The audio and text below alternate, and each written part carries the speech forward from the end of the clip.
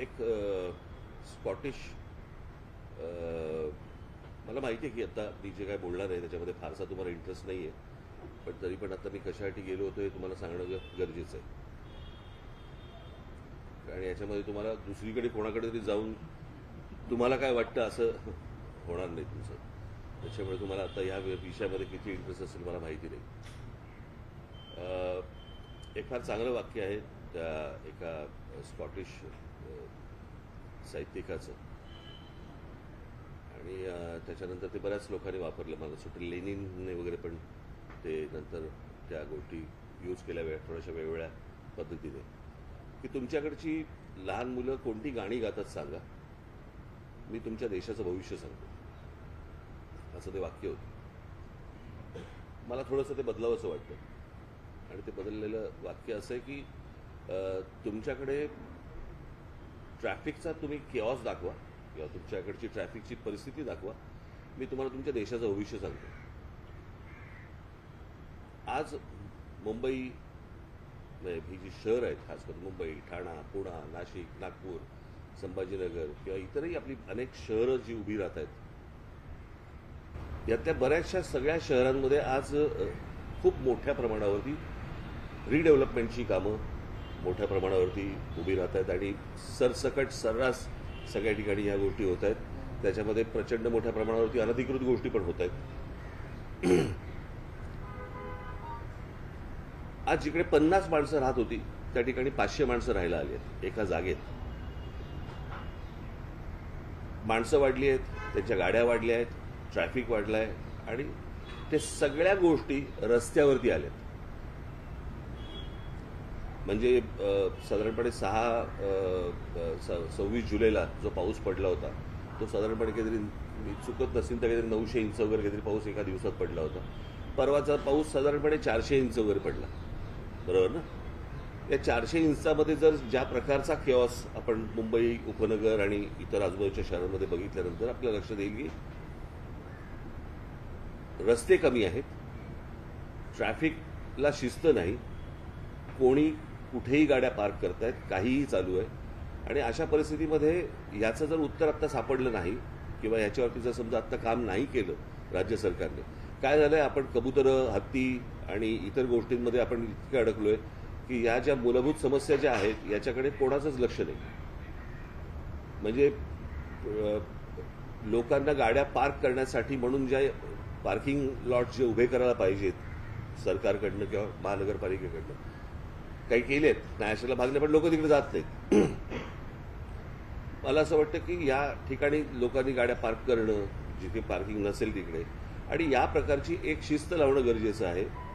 अनेक ठिकाणी जे आज बाहेरच्या राज्यांमधनं लोक आलेत, बाहेरच्या प्रदेशामधनं लोक आलेत, जे आज ओला आणि इतर टॅक्स्या आणि रिक्षा आणि सगळ्या गाड्या चालवत आहेत, त्यांना माहितीच नाही आहे या शहरांमध्ये काय प्रकारची सिस्टीम असली पाहिजे, कुठे गाड्या पार्क केल्या पाहिजेत, कुठे लावल्या पाहिजेत. डबल पार्किंग करत असतात, नो पार्किंगमध्ये लावत असतात, कुठेही लावत असतात. आणि त्या दृष्टिकोनातनं मी एक छोटासा आराखडा आज मी मुख्यमंत्र्यांना दिला. त्या प्रकारे आत्ता तिथे मुंबई पोलीस कमिशनर, त्याच्यानंतर मला असं वाटतं ट्रॅफिकचे जॉईंट सीपी कुंभारे साहेब, अशा सगळ्या लोकांना तिकडे बोलवलं होतं, आणि तिथे ती बैठक झाली. आणि मी काही नमुने त्यांना, हा पण आवाज येणार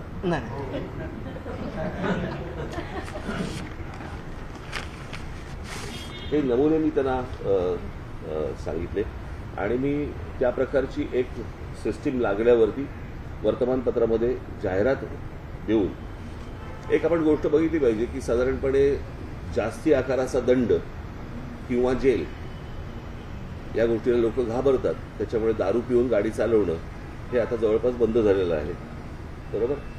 आता काही गोष्टींची शिस्त लावण्यासाठी म्हणून काही तुम्हाला उपाययोजना कराव्या लागतात. मला असं वाटतं ती गोष्ट ट्रॅफिकसाठी पण होणं गरजेचं आहे.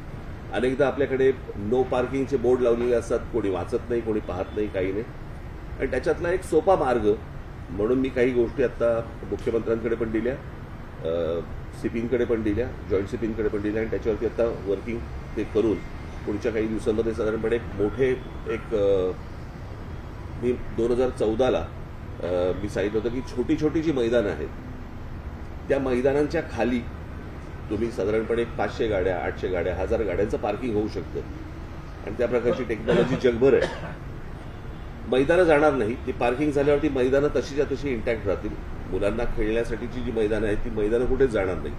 सो अशा प्रकारच्या अनेक अरेंजमेंट्स, अशा प्रकारच्या अनेक गोष्टी आपल्याला करता येण्यासारख्या आहेत. त्यातली पहिली गोष्ट मी त्यांना सांगितलं होतं की पार्किंग आणि नो पार्किंग याच्यासाठी जे फुटपाथ आहेत त्या फुटपाथनं आपले काही रंग असले पाहिजेत याच्यावरती. म्हणून मी तुम्हाला एक जस्ट अशा प्रकारचा हा नो पार्किंग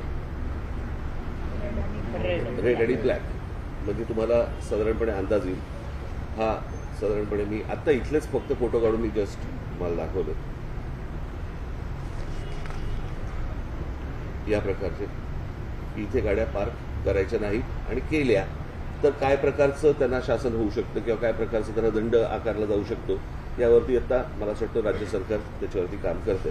त्याचे एक जनरल त्यांना आखण्यासाठी म्हणून कुठे कुठे पार्किंग असू नये, मुंबईचा मॅप घेता किंवा ठाण्याचा मॅप घेता, पुण्याचा घेता, हे त्यांना सोपं करावं म्हणून. आणि कशा प्रकारची जाहिरात वर्तमानपत्रामध्ये केली पाहिजे आणि मग त्याच्या खाली साधारणपणे काय आकारातला दंड आकारले जातील आणि काय वगैरे, तर ह्या प्रकारचं साधारणपणे मी त्यांना एक आत्ता प्रेझेंटेशन हे दिलं. आणि मला असं वाटतं की ह्याच्यातनं किमान आत्ता थोडी बहुत शिस्त लागायला तरी सुरुवात होईल आणि अनेकांना कळेल की कुठे गाड्या पार्क. आज 2 चाकी वाहनं जी आहेत या 2 चाकी वाहनं आज ट्रॅफिक सिग्नल पाळत नाहीत. मला अनेक मुंबईकर असे असतील की ज्यांना 100% माहिती आहे की ही गोष्ट की रात्री साधारणपणे 12 वाजता जरी सिग्नल चालू असेल तरी गाड्या थांबायच्या. आता दुपारी 12 वाजता पण थांबत नाही. आणि ही या प्रकारची बेशिस्ती की कायद्याला न जुमानणं आणि कायदा जरी तुम्ही केलात तरी आम्ही आमच्या पद्धतीने वागणार. मला असं वाटतं याच्यातनं शहरं उभी नाही राहणार. आपण अजून वाईट गोष्टींकडे आपण जाऊ. अत्यंत विचित्र लेवलवरचा केऑस हा भविष्यामध्ये मला दिसतोय जर आत्ता याच्यावरती जर काही उपाययोजना झाल्या नाहीत सरकारकडनं तर. कारण त्या प्रकारची बेशिस्ती ही अजून वेगवेगळ्या गोष्टींमध्ये येत जाणार आणि मग ते एकदा हाताबाहेर गेलं की कोणीच काही करू शकणार नाही. आज प्रत्येक एखादी कंपनी असते, एखादी शाळा असते, एखादं कॉलेज असतं, प्रत्येक ठिकाणी काही नियम असतात. मला असं वाटतं शहरांचे पण नियम असतात आणि कशा प्रकारे तुम्ही गाड्या चालवल्या पाहिजेत, कुठे गाड्या पार्क केल्या पाहिजेत, कुठे लोकांना चालायला फुटपाथ नाही आहेत, फुटपाथवरती फेरीवाले बसलेले असतात, काही लिगल असतात, अनेक इलिगल असतात, त्यांचं काय करायचं. मला असं वाटतं की ह्याचं अत्यंत नितांत गरज आहे. कारण ते जर समजा आता मी मगाशी सांगितल्याप्रमाणे जर हाताबाहेर आत्ता गेलेलंच आहे परंतु आत्ता तरी आटोक्यात आणता येईल, पण याच्या पुढे अजून काही वर्षानंतर ते हाताबाहेर जाणार आणि ते तुम्हाला कोणालाही आवरता येणार नाही. आणि या गोष्टींसाठी म्हणून अत्यंत गंभीर अशी ही बैठक आत्ता मी मुख्यमंत्र्यांबरोबर मी करून आलो आणि पुढच्या काही दिवसांमध्ये त्यांच्याकडनं काही रिझल्ट्स यायला सुरुवात होतील. पार्किंग लॉटचं सांगितलं ना मी आता. ते 3 पार्किंग लॉट्स आत्ता एक मुंबई शहर, मुंबई उपनगरामध्ये 2 अशामध्ये सुरुवात करणार आहेत आणि मग त्याच्यानंतर त्याचं त्या गोष्टी वाढत जाणार आहेत आणि वाढवल्या जातील आणि कंपल्सरी तिकडे पार्किंग केलं जाईल. आता तुम्ही दाखवला तो पार्किंगचा विषय तुम्ही म्हणतात की टाऊन प्लॅनिंगच्या दृष्टिकोनातून अजून काही सजेशन असतील त्या बेसिक कोणत्या केलेल्या आहेत. आणि काल जो पाऊस झाला त्याच्यामध्ये आपण 2 गोष्टी पाहिल्या की नवी मुंबई किंवा त्या परिसरामध्ये तितकाच पाऊस झाला जेवढा वसई विभाग परिसरामध्ये झाला. थोडंसं 5-50 ml जास्त झाला असावा मिलिमीटर. तर तरीसुद्धा दोन्ही शहरांमधलं जर बघितले मी काही त्यातलं तज्ज्ञ नव्हे. मला असं वाटतं जी लोक तज्ज्ञ आहेत त्यांना सरकारने बोलवलं पाहिजे आणि आपल्याकडे अशा प्रकारचे तज्ज्ञ अनेक आहेत की जे यामध्ये सजेशन्स सरकारला देऊ शकतात. फक्त हे वॉर फुटिंगवरती तातडीने याच्यावरती उपाययोजना होणं गरजेचं आहे. कळलं का? आणि मला असं वाटतं की याच्यावरती मी काही नावं सजेस्ट करीन, आपणही काही नावं सजेस्ट करा जे आपण सरकारला सांगून आपण ही गोष्ट करून घेऊ शकतो.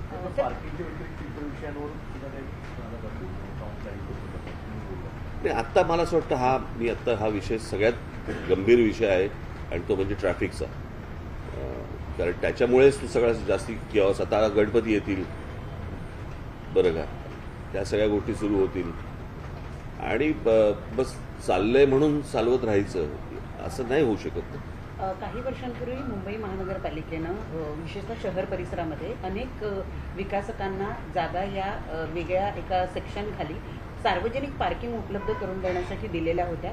त्या पार्किंग तयार आहेत, परंतु तिथले दर जे आहेत ते बघा, सर्वसामान्यांना मी तुम्हाला परवडणारे नाहीये. मी तुम्हाला एक त्यामुळे सिंपल तिथे कोणी जातच नाही. आता मी तुम्हाला सिंपल लॉजिक सांगतो की साधारणपणे आत्ता जर समजा गाड्यांचे दर पाहिले तर पार्किंगचा दर परवडायला काही हरकत नसेल.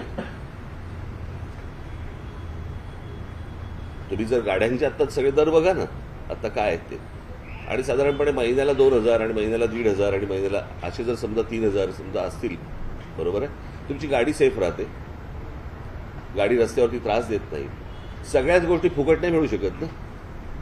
मग जर समजा आपण तसं जर बघायला गेलं तर समजा आत्ता एखाद्या भागाचं समजा आता आपण असं पकडूया की साधारणपणे दादर भागामध्ये स्क्वेअर फुटाचा भाव काय चालू आहे, काय 70-80 हजार रुपये स्क्वेअर फूट चालू आहे ना. मग रस्त्यावरती जी गाडी तुम्ही पार्क करता तो किती स्क्वेअर फूट घेता,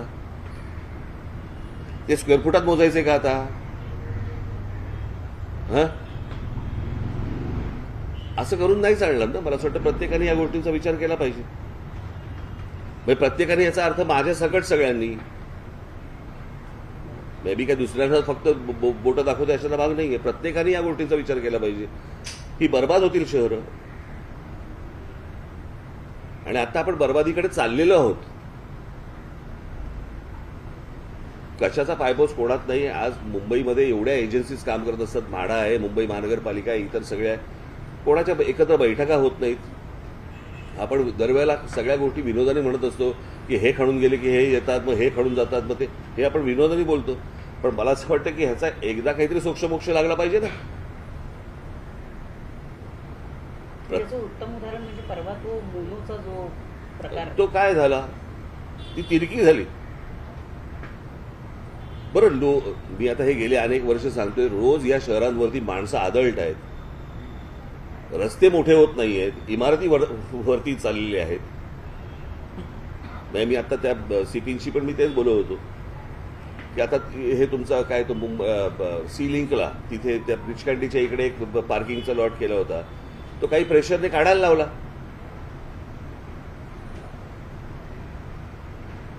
काही धनरांडगे वरतून जे येतात आणि आमच्यासमोर पार्किंग नको, तुमच्यासमोर पार्किंग नको म्हणजे काय? आज सगळा ब्रिज कॅन्डीचा जो केऑस झालाय तो त्याच्यामुळे झालेला आहे. आणि मी ती पण गोष्ट आता मी मुख्यमंत्र्यांच्या घरावर घातली आणि ती गोष्ट आता सुरू करतील ते. सीएम काय म्हणले वाहनं जी विकत घेतली जात आहे त्याचं कारण आहे की वाहतूक व्यवस्था जी आहे, सार्वजनिक व्यवस्था ती पूर्णपणे कोलमडलेली आहे. नाही, मी परत तुम्हाला तेच सांगतो ना, म्हणजे ह्याचं कारण येणारी माणसं जी आदळत आहेत त्याच्यामुळे ना. आता BEST किंवा मुंबईची रेल्वे ही लोकल जी आहे ही मला असं वाटतं जगामध्ये अशा प्रकारे लोक घेऊन जाणारी पहिली असेल ही.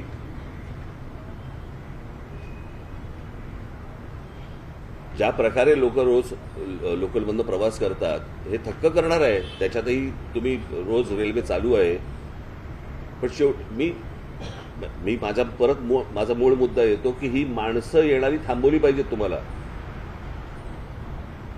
बाहेरच्या राज्यांमधली बाहेरची शहरं ही तुम्हाला डेव्हलप करावी लागतील. माणसं येणं थांबवणं गरजेचं आहे, त्याशिवाय हे प्रश्न सुटणार नाहीत. पण त्यातल्या त्यात आत्ता मला असं वाटतं जेवढ्या गोष्टी आपल्याला हातात शक्य आहेत तेवढ्या तर गोष्टी केल्या पाहिजेत.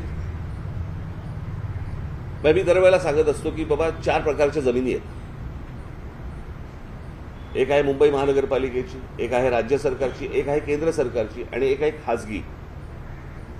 या तिन्ही जागांच्या वरती झोपडपट्ट्या होतात. खासगीवरती गोदरेजची तशीच्या तशी इंटॅक्ट लँड आहे, कारण त्याला आईबाप आहे. आपल्याकडे कुंपणच शेत खात आहे.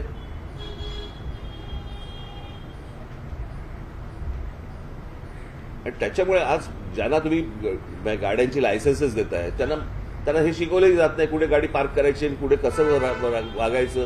कारण त्यांना कोणत्याही प्रकारचा दंड नसल्यामुळे किंवा कोणत्याही प्रकारची त्यांना भीती नसल्यामुळे या सगळ्या गोष्टी शेवटी सरकारची अशा बाबतीत नको तिकडे भीती दाखवतात. कळलं का?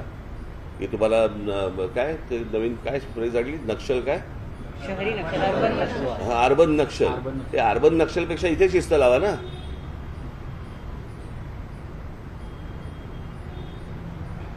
इथे गरजेचे आहेत.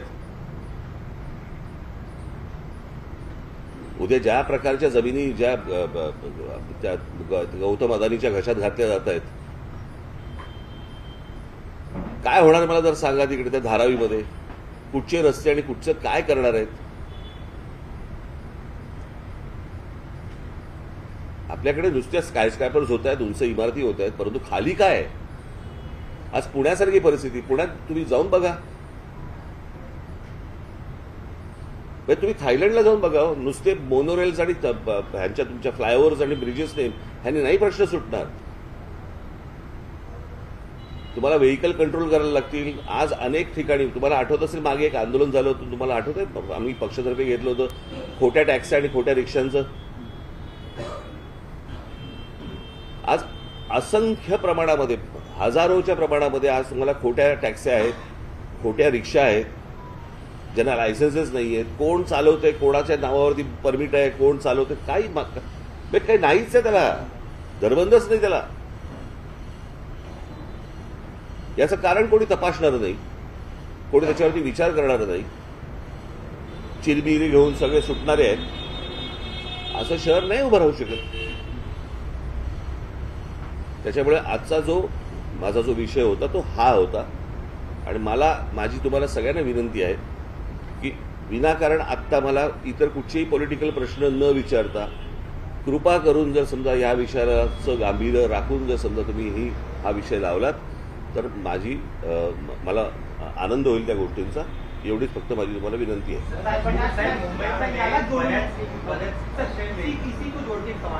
दो दिन की बरसात में मुंबई में हर तरफ सड़कों पर खड्डे ही खड्डे हैं. एक दिन में 442 पॉटहोल्स रिपोर्ट हुए हैं. कंक्रीट करने का दावा किया गया था, लेकिन लोग खड्डों में गिर रहे हैं. एक डेथ भी हो गई थी पवई में. आज भी कई लोगों मिले. मी तुम्हाला एक गोष्ट सांगू का. रस्ते बनवणे आहे ना, रस्ते बनवणे हा साधारणपणे धंदा आहे, बरोबर. धंदा कशा अर्थाने बोलतोय मी की टेंडर काढायची, रस्ते बांधायचे, ते खराब झालेच पाहिजेत. ह्याच्यामध्ये सगळा जो नेक्सस आहे ना तो सगळा तसाच येतो की याच्यामध्ये ते खराब झाले पाहिजेत. खराब झाले की लगेच ते खड्डे बुजवायचं टेंडर निघतं आपल्याकडे. म्हणजे आपल्याकडे तो जो कोणी कॉन्ट्रॅक्टर असेल त्याला कुठच्याही प्रकारचं पनिशमेंट होत नाही. खड्डे बुजवायचं कॉन्ट्रॅक्ट निघतं, त्याच्यात करप्शन होतं. पुन्हा नवीन रस्ते बांधण्यासाठी परत नवीन टेंडर होतं. हे ज्या प्रकारचं जे चालू आहे, गेली अनेक वर्ष सुरू आहे ना. या सगळ्या गोष्टींना लोक त्रासलेले आहेत. त्या खड्ड्यातनं जात आहेत, त्याच्यामध्ये अनेक लोक मृत्युमुखी पडत आहेत. परंतु जे करतायत त्यांनाच वारंवार निवडून दिलं जात आहे. आता त्यांना जर समजा पटत असेल की बाबा हे घ्या ना, किती काही खड्ड्यात घाला नाही तर कशातही घाला, हे आपल्याला मतदान करणारच आहेत, हा जर विश्वास असेल, तुम्हाला आयुष्यात चांगले रस्ते मिळू शकत नाहीत. करणाऱ्याच लोकांना जर समजा तुम्ही वारंवार निवडून देणार, कसे रस्ते तुम्हाला चांगले मिळणार. त्यांना असं वाटतंय आम्ही जे करतोय ते बरोबर करतोय.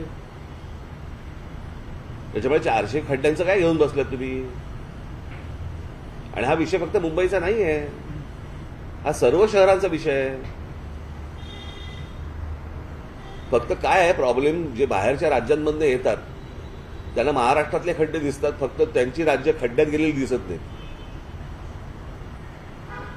सारखं चॅनलवरती आपलं दाखवायचं की मुंबईमध्ये काय झालंय आणि महाराष्ट्रामध्ये काय झालंय, बाकीच्या राज्यांमध्ये काय झालंय ते एकदा बघा. पण बरोबर बोलतोय ना मी.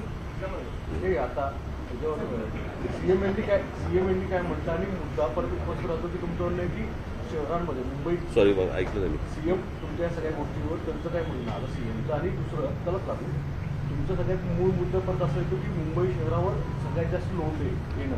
मुंबई शहरावरती नुसता लोड नाही येतोय, तो ठाण्यावरती येतोय, तो पुण्यावरती येतोय. तुम्ही महाराष्ट्रातल्या सर्व शहरांवरती येतोय तो. हा एकट्या मुंबईवरती येत नाहीये. याचं कारण ज्या प्रकारे लोकप्रतिनिधींनी ज्या प्रकारे जागृत राहायला पाहिजे त्या प्रकारे ते होत नाही. प्रत्येक जण ते कसं आहे, पूर्वीच्या काळी एक ते वाक्य होतं ना, इंच इंच लढू, तसं आता लोकप्रतिनिधींचं एक वाक्य झालेलं आहे, इंच इंच विकू. त्या सगळ्या इंच इंच विकण्यामध्येच यांचा डेव्हलपमेंटला कोणाचाच विरोध नाहीये, पण त्याला कुठच्याही आकार उकार नसताना केलेली डेव्हलपमेंट ही तुमच्या अंगाशीच येणार. काय होतंय आपण ए पिल्लू इकडे इकडे इकडे वरती काय झालं काय माईक एवढा आहेस तू काय झालं काय ह्याचं नाव रायनो काय राहू दे तर तुम्ही बोलतानाच सुरुवात केली की इतके सगळे बोलतानाच गंभीर सुरुवात विषय- केली म्हणजे? बोलतानाच तुम्ही याच्याबद्दल उल्लेख केला की इतके सगळे गंभीर विषय असताना देखील कधी कबुतराचा विषय येतोय, कधी हत्तीचा विषय येतोय. काल अजून एका पत्राचं खूप चर्चा होते की आता महाराष्ट्रात वराह जयंती साजरी व्हावी शासकीय याच्यानुसार अधिकृतनुसार. हे सगळे विषय या सगळ्या विषयांमुळे मूळ विषय बाजूला पडत आहेत. दरवर्षी पाऊस, दरवर्षी तेच गोंधळ आणि इतक्या मोठ्या विषयावर म्हणजे हे विषय मूळ मला तुम्हाला हेच सांगायचंय जे तुम्ही करणार नाही आहात, कळलं का? हे विषय आले की दाखवू नका, वादच होणार नाहीत. ज्यांना वाद घडवायचे आहेत, जर समजा तुम्ही त्याला फारसं महत्व दिलं नाही हे वाद होणारच नाहीत. हे जाणून बुजून केल्या जातात गोष्टी. मला एक गोष्ट कळली नाही, तुमच्या घरात जर समजा एक 4 उंदीर झाले तर त्याचं काय करता तुम्ही? मारतो किंवा पळून जातो. बरोबर ना? नाही नाही, गणपतीचं वाहन आहे म्हणून ठेवतो का आपण? नाही ना. मग असे कोण जैन लोक आहेत की जे कबुतरावरती बसून फिरायला जातात? काय त्या कबुतरांचं? बरं, फक्त कबूतर मेली नाही पाहिजेत, माणसं मेली चालतात. एवढी आज रेल्वेखाली माणसं जात आहेत, इतर सगळी काय आपण त्याला खड्ड्यांमध्ये माणसं जात आहेत. माणसांपेक्षा कबुतरं महत्वाचे आहेत. पण मला माहिती होतं की तो पॉलिटिकल सगळा विषय आहे, राजकीय विषय, आणि त्या राजकीय विषय तशाच प्रकारे तो लावायचा होता की जेणेकरून, आणि त्याच्यात त्यांना लक्षात आलं की ह्यांच्याकडनं काही रिस्पॉन्स मिळत नाहीये. कारण आम्हाला माहिती आहे की कुठे रिस्पॉन्स द्यायचा एवढं तर आम्हाला कळतं की नाही. आणि हे मी आत्ता जे सांगितले हे खरं तर मूळ विषय आहेत, ज्या मूळ विषयांकडे आपण सगळे दुर्लक्ष करतो आणि नको त्या गोष्टींमध्ये आपण भरकटत जातो. आता 2 दिवस पाऊस पडला म्हणून तुम्ही पाऊस दाखवलात.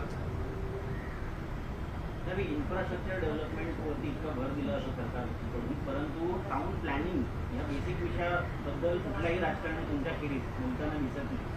अहो, या सगळ्या सरकारनं ना इथे हा बंगला आहे माहिती आहे, इथे पांढरा बंगला आहे माहिती आहे, सेनापती बापटाच्या पुतळ्याच्या मागे. हा, तो मोडकांचा बंगला आहे. ते इंजिनियर मोडक, त्यांना रोज येऊन नमस्कार केला पाहिजे. हे माहीम, दादर, वडाळा, हिंदू कॉलनी, परळ, नायगाव, ही सगळं टाउन प्लॅनिंग हे त्या मोडकांनी केलंय ब्रिटिशांच्या काळात. त्यांच्या नावाने तो मोडक सागर आहे.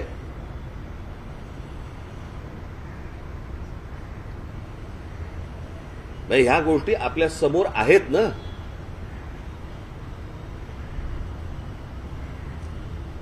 आणि मला प्रश्न पडतो की हे कोणीतरी येणार, बाहेरून येणार, आणि हे आम्हाला प्रश्न विचारणार काय मुंबईची परिस्थिती झाली आहे म्हणून.